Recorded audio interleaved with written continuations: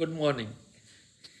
Now we look at the from skull base from the inferior side, from the outside. This is basis craniae externa. I would advise you to draw it carefully, learn to draw it, and then see it on the actual skull, because your viva would be on the actual skull. Draw with me the basis craniae externa and learn it as you draw. So, the first thing that you see is the upper jaw. The upper jaw has got 8 teeth on each side: 1, 2, 3, 4, 5, 6, 7, 8. 2, 3, 4, 5, 6, 7, 8. Then behind this alveolus or the upper jaw, you see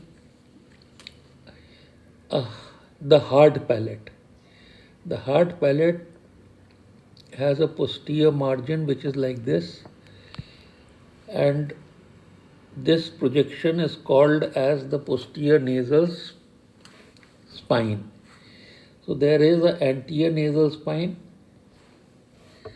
and there is a posterior nasal spine. Then you have a fissure which is a cruciate fissure. This anterior portions of the hard palate are formed by the maxilla. The maxilla is a bone which is like this. It has got a nasal surface, an orbital surface, an external surface, and a palatal surface. So this palatal surface is forming the hard palate, the anterior portions of the hard palate. This is formed by, the posterior portion is formed by the palatine bone. So if you understand what the palatine bone is, it is like this. It has got two surfaces. It's like a L, and this L forms the palatine surface. The palate, hard palate, posterior part of the hard palate, and it has got a spine like this, posteriorly, which you see. So this is the formation of the hard palate.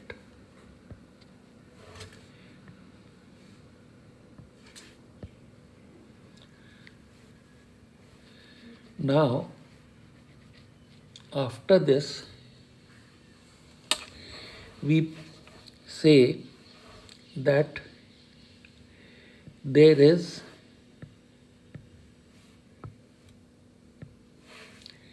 a foramen here, which is called as the nasopalatine foramen, and there are greater and lesser palatine foramen in this part of the palatine bone. So nasopalatine and greater and lesser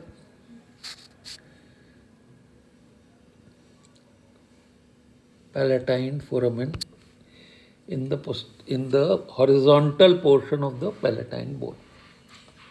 Now we go ahead. We place a plate.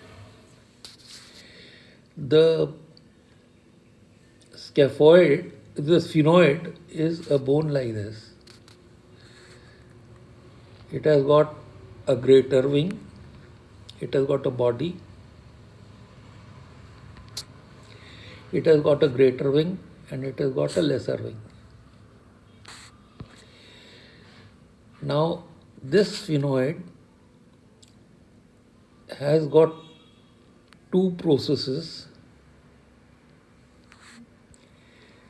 like feet. The medial process is sharp, the lateral process is flat. So these are called as the pterygoid process.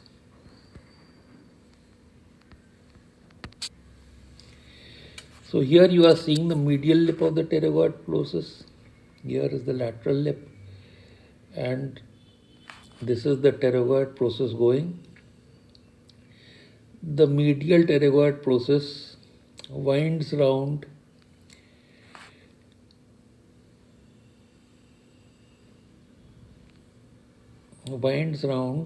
and comes back and ends in the nasal spine, nasal septum. So this is the nasal septum, and this is how what is happening to the medial pterygoid process. This is the lateral one, this is the lateral one, this is the medial one. Now this area this area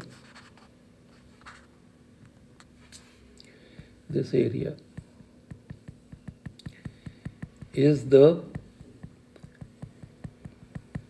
posterior nares. Nares is opening of the nose. So this is the posterior nares, and of course you have the anterior nares. If we draw the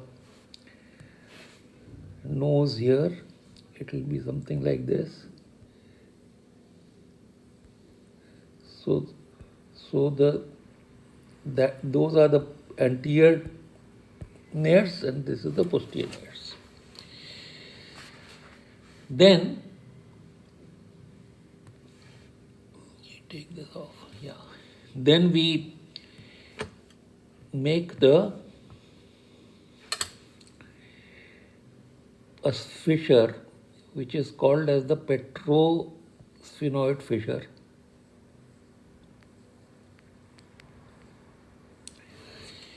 Because anterior to it is the sphenoid and posterior to it is the petrous bone. On this side of this fissure, on the posterior side, has a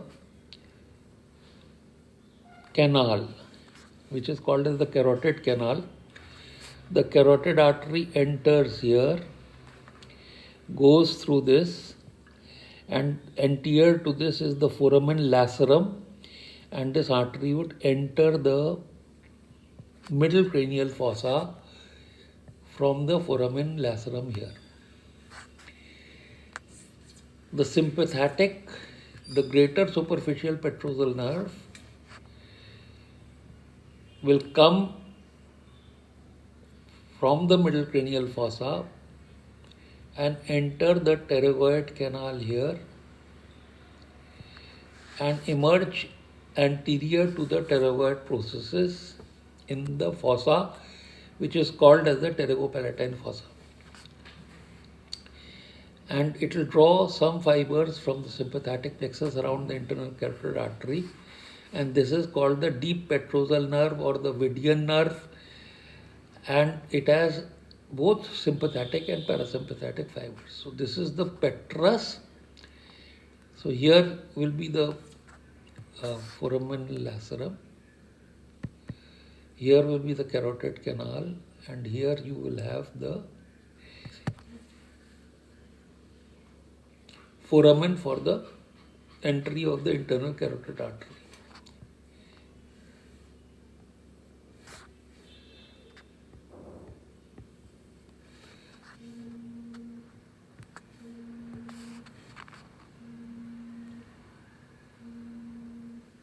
Like this. Then we go behind this, and here the sphenoid ends and the basal part of the occiput begins, and on this basal part of the occiput you have a tubercle from which descends a raphe which is called as the pharyngeal raphe, and the muscle forming the pharynx arise from the pterygoid plate and end in the pharyngeal raphe, and this space becomes the pharynx. In front of the nose, it is called as the nasopharynx. In front of the mouth, it is called as the oropharynx, and in front of the larynx, it is called as the laryngopharynx. And the larynx basically divides the space into an anterior tube, which is the trachea, and the posterior tube, which is the esophagus. So this is the pharyngeal raphe. These are the constrictor muscles. Here we are seeing the superior constrictor. There will be a middle constrictor. There will be an inferior constrictor, and they will enclose a space which is called as a pharynx. In front of the nose, the nasopharynx; in front of the mouth, the oropharynx; in front of the larynx, the laryngopharynx, and thereafter the trachea and esophagus. Then, after this, we make the external acoustic, the ear. So after the petrosphenoid fissure, we have made the ear here.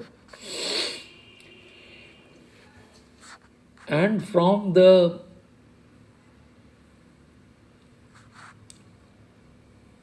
this lateral pterygoid plate, we descend an arch. Here there is a space which is called as the pterygopalatine fossa, entry into the pterygopalatine fossa, and behind this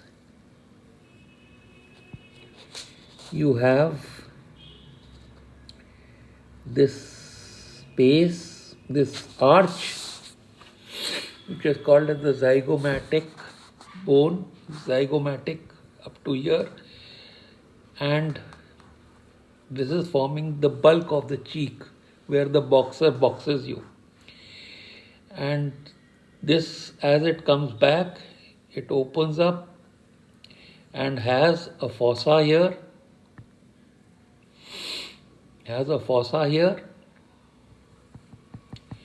in which articulates the head of the mandible. And there is a small tubercle here also. So this is called as the zygomatic arch. Here you have, like this,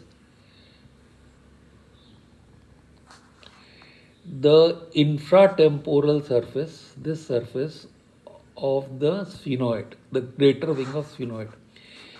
And this becomes the temporal surface. So it's a surface, temporal surface and infratemporal surface are at right angles, and you see the infratemporal surface in this view.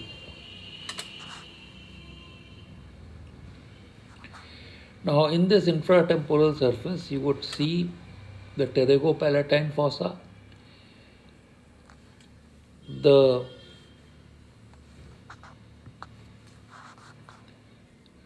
foramen ovale, the foramen spinosum, and you will see the spine of the sphenoid. That's why this is called as the foramen spinosum.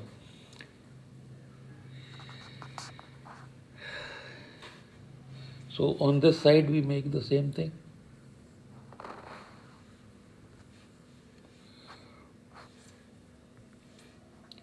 Pterygopalatine fossa,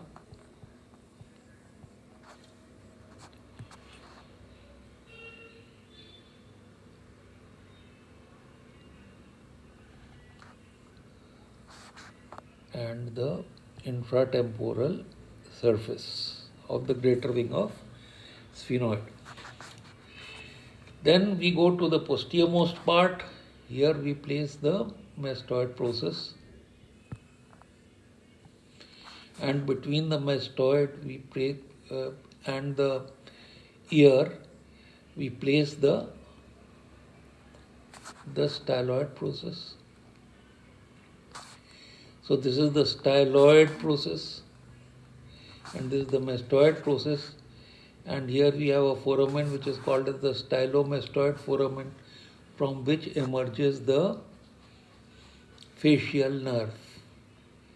Then we finish off. What you are seeing here is the superior nuchal line.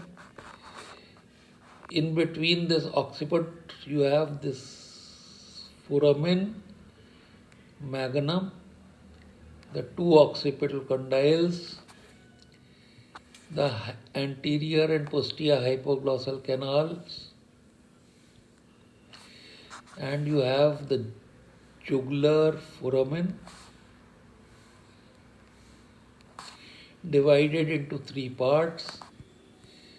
The anterior part passing the inferior petrosal sinus, the posterior part the sigmoid sinus, and the middle part the 9th, 10th, and the 11th nerve.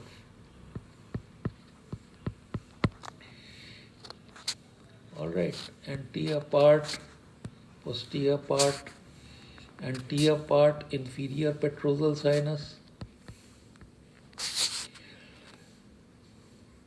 posterior part, sigmoid sinus, and both will combine and form the jugular vein, internal jugular vein. From the occipital crest, you have an external occipital protuberance here.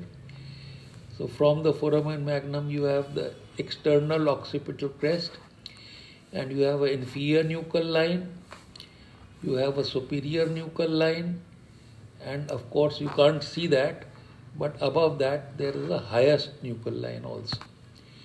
Nuchal means neck, so you have the inferior nuchal line,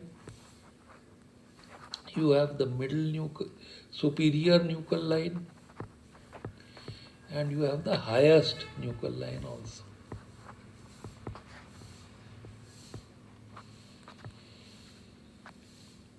So I hope you have been able to draw this basis cranii externa with me.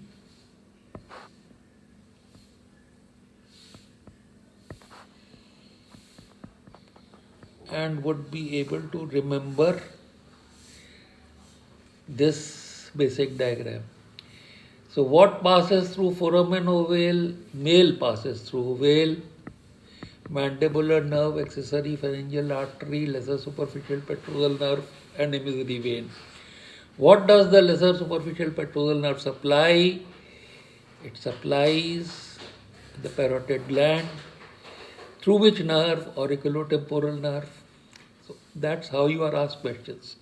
What passes through the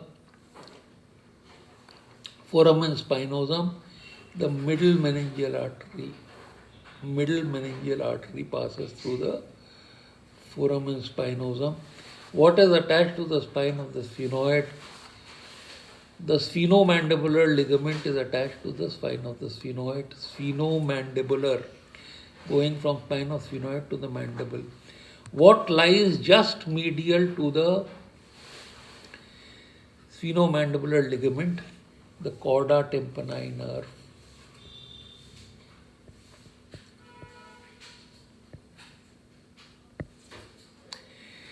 What lies in the petrosphenoid fissure? The petrosphenoid fissure, between the greater wing of sphenoid and the petrous temporal bone containing the carotid canal. So what lies here? The eustachian tube. The eustachian tube. The eustachian tube connecting the middle ear to the pharynx,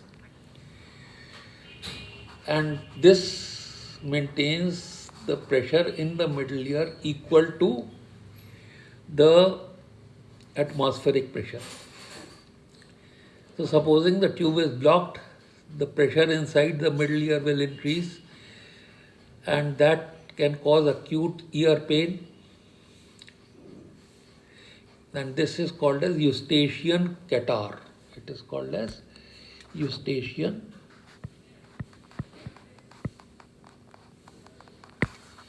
catarrh. So middle ear is like this, and it's connected by the eustachian tube to the pharynx, and this equalizes the pressure. So if it is blocked, if it is blocked,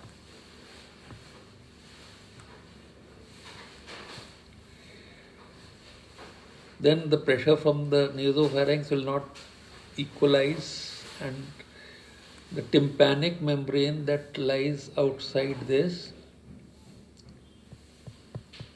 on the lateral surface of the middle ear can rupture, and there can be an infection in this, which is called as suppurative means infection, otitis, infection of the ear. Anywhere where you add ice, itis, it means infection. So, otitis, media means middle ear. So it can be acute suppurative otitis media, which can convert to chronic suppurative otitis media. Behind this is the mastoid antrum, air space in the mastoid space. So this is the mastoid antrum, and the upper boundary of this mastoid antrum is the tegmen tympani. So this infection can sort of go through the tegmen tympani, causing petrous osteomyelitis, and right into the temporal lobe, extradural space of the temporal lobe of brain in the middle cranial fossa. So this tegmen tympani we've already explained to you when we were looking into the cranium from inside. So this is the petrosphenoid fissure and the eustachian tube lying in it. So best of luck. Try to learn it today. Now the skull from outside, and you have seen, we have drawn that skull, and this is the palate, hard palate. Here will be the greater palatine, the lesser nasopalatine foramen would be here.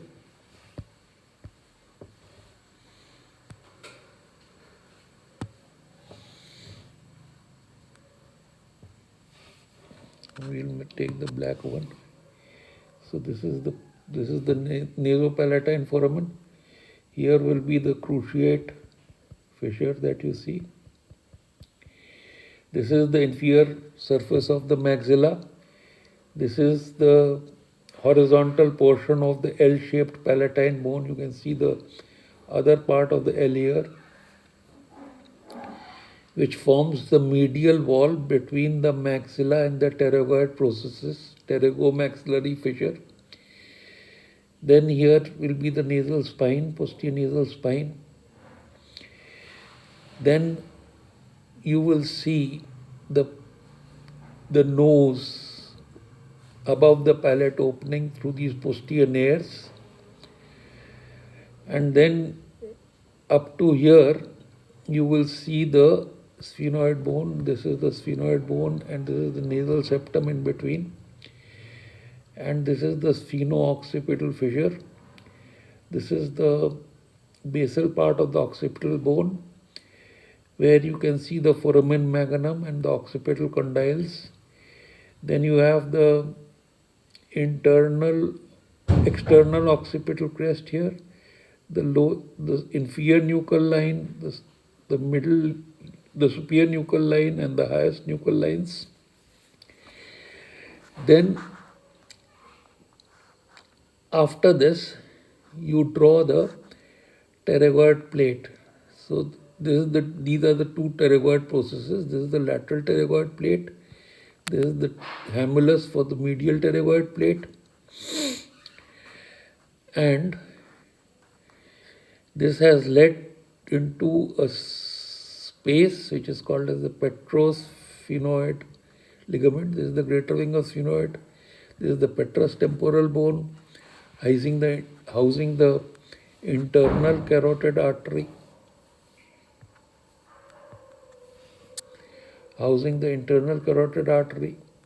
entering through the foramen lacerum, entering this, passing horizontally through the carotid canal, and then entering through the foramen lacerum.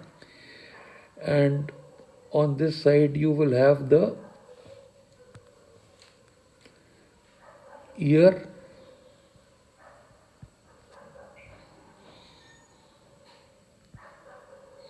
the external acoustic meatus. Here is the mastoid process. Here will be the stylomastoid foramen and the styloid process, emerging the seventh nerve. This is the temporomandibular joint, the socket for the TM joint. All right. Then here you see the horizontal portion of the greater wing of sphenoid, forming the roof of the infratemporal fossa, and here is the vertical portion forming the temporal fossa. Then between this greater wing and the maxilla is the pterygomaxillary fissure here, and it is bounded by medially by the horizontal portion of this lesser wing of sphenoid. This is the horizontal portion. So vertical portion of the palatine bone is the medial boundary of the pterygopalatine fossa, the posterior boundary being the pterygoid process, the anterior boundary being the maxilla. So the fissure is called as pterygomaxillary fissure, and it opens into the pterygopalatine fossa. Pterygopalatine because the medial border is by palatine. Pterygomaxillary because the anterior border is maxilla. And that leads to the inferior orbital fissure. See, this leads to the inferior orbital fissure. So from the pterygopalatine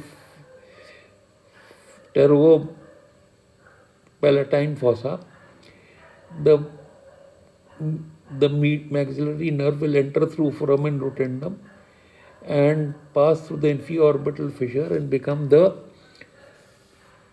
infraorbital nerve in the orbit. So then I also told you some very interesting relation, that this foramen lacerum,